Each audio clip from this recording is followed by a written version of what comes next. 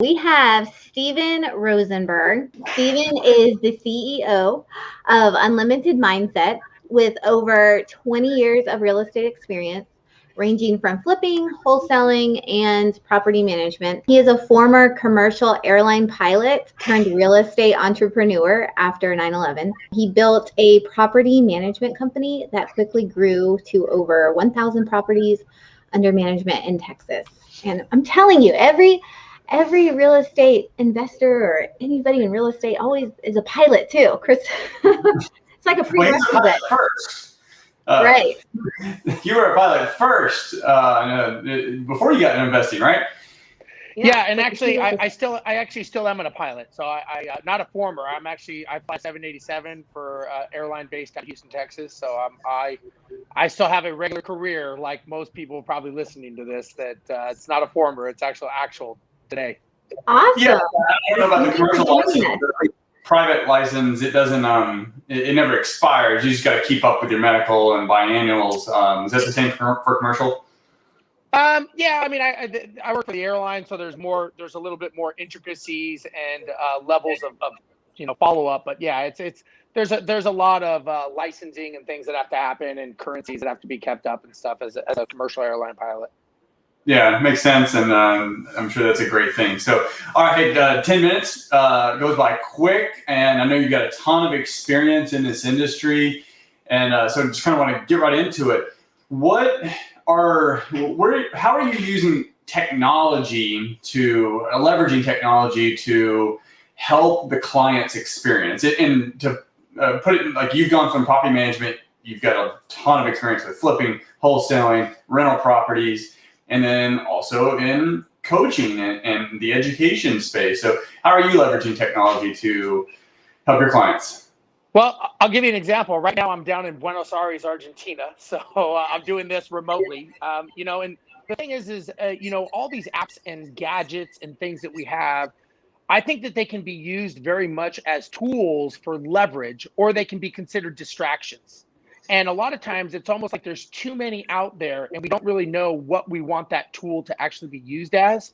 But if you think of a phone or some kind of app or technology, it's just a form of leverage if you use it correctly. So I've helped people buy properties out of state, out of area, buy them, rehab them, get them rented, and all never once setting foot in that city or state by using technology. So we use technology to do other things like Facebook and all this other stuff, but we don't think of using them as actual tools of leverage. So I think as long as you know what you're doing and what you need that tool to do, it's like using a hammer. Hammer's a great tool of leverage if you use it the right way. There's apps out there that are great tools of leverage. You can buy real estate out of area, out of market, never seeing the property by using tools of leverage. So I'm a big believer in it. Isn't that funny how that works? So I majored in technology management, but a lot of this kind of escaped me in my youth, in the sense that, so Facebook, you can waste a ton of time on Facebook. But what else can you do on Facebook? Well, you can find deals. You can find wholesalers or buyers, investor buyers, and like you were talking about, invest out of state. Before what we know the internet today, like how did you do that? Like, how is that possible without massive infrastructure? Well, it's the great thing about apps and technology is it lowers the barrier of entry. So you can actually get into a market or any type of industry without cost or time, because the app is that leverage. The challenge with that is it's a lower barrier to entry. People think they can get into an industry or into a market without educating themselves first. Now, you were talking about using Facebook and social media. They say the average person scrolls the height of the Eiffel Tower every day on social media on their phone. So, but here's the thing you got to think about is when you're looking at when you're a realtor or you're doing something in real estate, you have to flip the view of what you're looking at and start looking at it not as a consumer, but as a producer and an auditor. And you start looking at what other people are doing. So if you're in sales, you want to start seeing, you're not looking at and consuming their information, you're auditing what it is they're doing, and you're trying to see who's successful, who's not, and you're almost making it a lesson.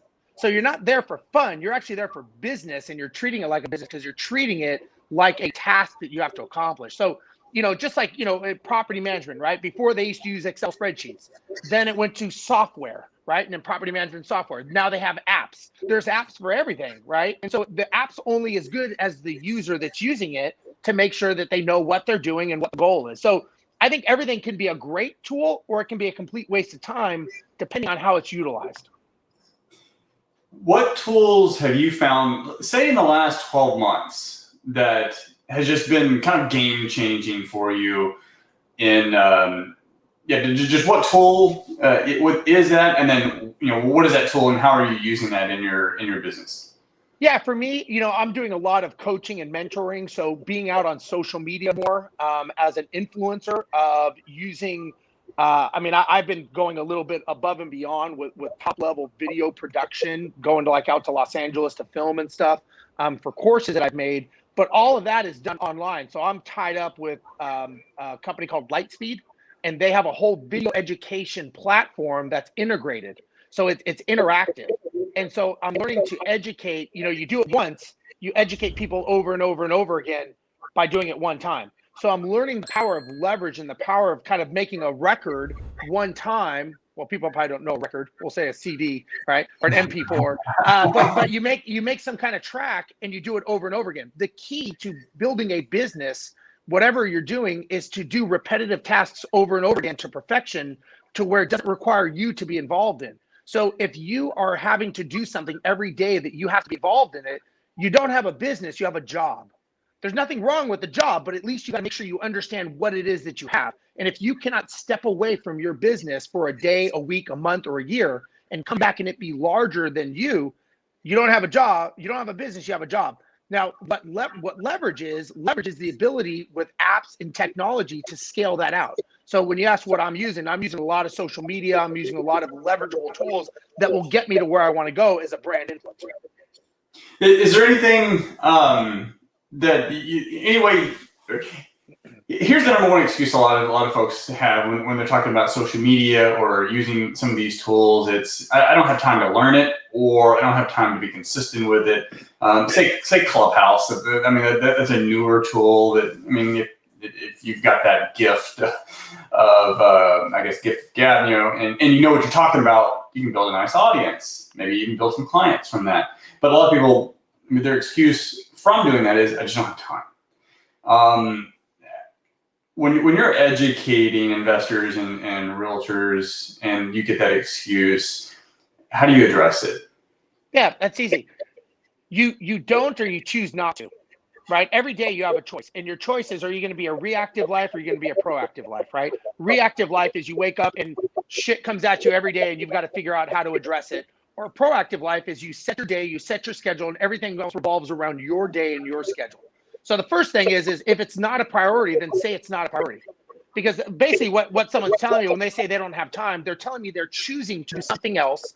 And if that something else is making them more money, or they just want to be lazy, then just say that that's what they want to do. Don't tell me you want to do something else when we both know that you just want to be lazy, right? Because we all have time, right? Now, the other thing you could do is you can automate, you can systematize, and you can outsource. So there's a lot of things that you could do that you can automate, systemize, or outsource.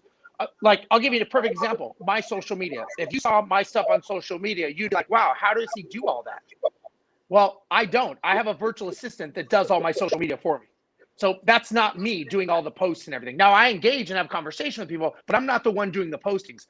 The key to being a to have a business, you don't have to be the one that does it all. You have to leverage people. The key to scaling any business is having people on your team that you can leverage that can do the things for you. A business is not showing how that you're the hardest worker in the room. Look, being the hardest worker in the room is just going to make you the most tired, because working hard does not guarantee success. I mean, if that was the case, construction workers and day laborers would be the richest people on the planet. The people that are the most successful are the ones who leverage other people's skills and talents that they are weak at doing. And so you say, okay, I suck at doing this, or I don't have time. Let me hire a guy for 20 hours a week and let him do all that. I just bought 20 hours of my life back. That's a business. That's how you look at things from a business perspective. So a lot of times we don't think that we don't have the time or the money, but you got to ask yourself, it's called, I look at it as what's called opportunity cost. You are giving up an opportunity for something else. So what opportunity are you not seeing because you're busy doing posting social media? I could coach someone and make several $1,000s, or I could post something on social media that might not make me anything. Okay. Mhm. They both need to be done, but who does it? Who's the best person to do that? I'd rather outsource that, leverage it. And so what I tell people, especially, realtors or other people, if you do a 2-week study, okay, you take it from the time you wake up to the time that you go to bed for 2 weeks, and you're religious about it, and you track everything that you do for those 2 weeks. And at the end of the day, at the end of every day, you totalize what it is you did. 2 hours on email, 3 hours driving, 4 hours on the phone.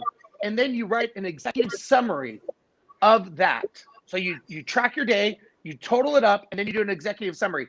If you do that for 2 weeks, I guarantee you will see where your time's going and what is the best and worst use of your time. And you will then know what you can outsource or systematize. It's really not that complicated. And you'll probably be shocked at how much hours are actually going to real work or income producing activities. Yeah, you're absolutely right. There's so many people I talk to like, oh, this is gonna take me hours. We track it, it's like 30 minutes. I'm like, yeah, it's just what we tell ourselves. That's all. Thank you so much, Stephen. This goes by quick. So how can folks reach out to you if they have any questions or they want to connect with you? Yeah, they can find me on Instagram, Rosenberg Steve. They can find me on Facebook, or they can go to my website, steverosenberg.com. It's ROZENBERG. So they can go to steverosenberg.com, and all my stuff is on there. Awesome. We'll have a safe flight back. Looking forward to seeing you again soon. No problem. See you guys. Thank you.